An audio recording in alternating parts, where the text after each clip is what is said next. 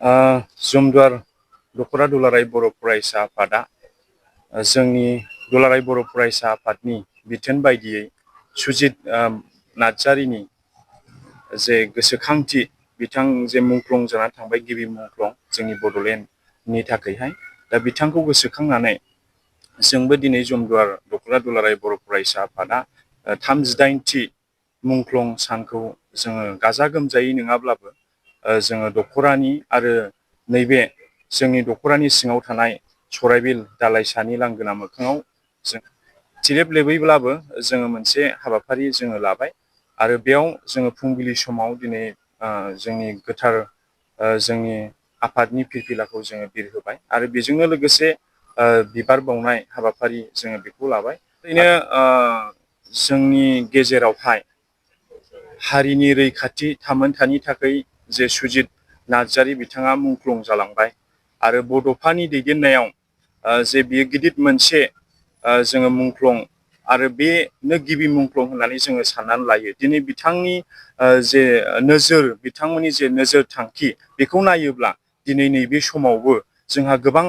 हारिनि थाखाय जोंहा मावनांगौ दङ होननानै जोङो दिनै साननानै लायो आरो बियो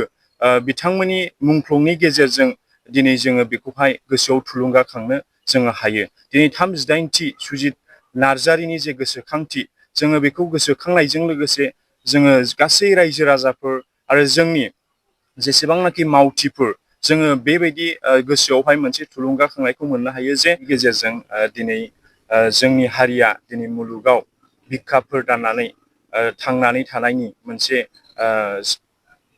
जौगासारनाय नङाब्लाबो जोङो जौगाफुनाय मोनसे बेबायदि स्टेजसिम जोङो सफैनो हादों। दा नैबे समाव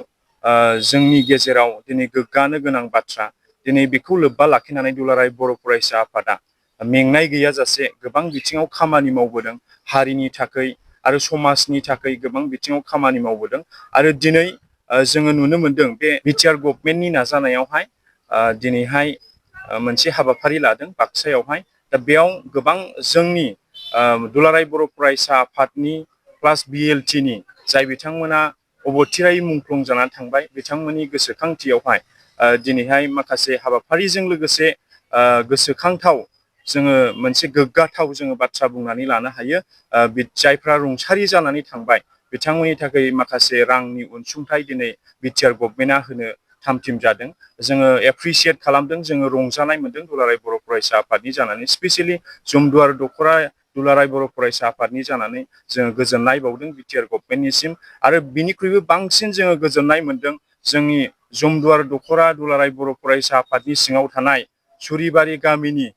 गायदे बसुमतारिनि आंगो बिसाजो जायहा उन्दै समावनो बिमा रुंसारि जानाय लोगो लोगो थैनानै थांदोंमोन दिनै बिथांनि नामैबो दिनै नैबे समावहाय दिनैनि सानावहाय बे अनसुंथाइखौ होनाय जागोन। दा बिनि थाखाय जोङो गोजोननाय मोनदों आरो बेजोंनो लोगोसे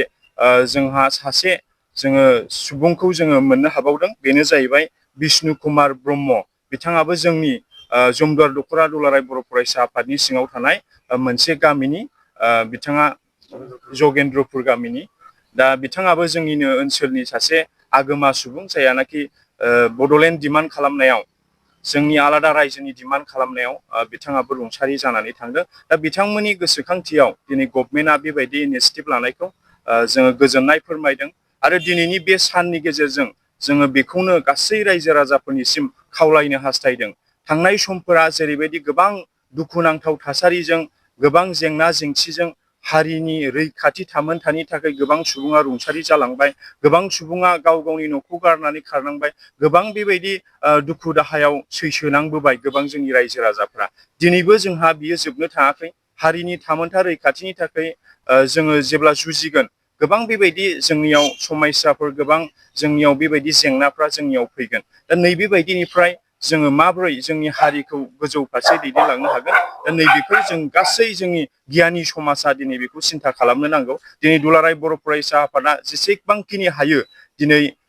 मावनोखौ दिनै नाजादों बेयाव दिनै गासै रायजो राजाफ्रा हेफाजाब होनो आवगायबोनांगोन अब्लासो जोंनि हारिया गेरेमसा मोनसे माहारि दानायनि जे सिमां बड'फाया नुदोंमोन बियो मोगथाङाव जाफुंसार महर मोनगोन।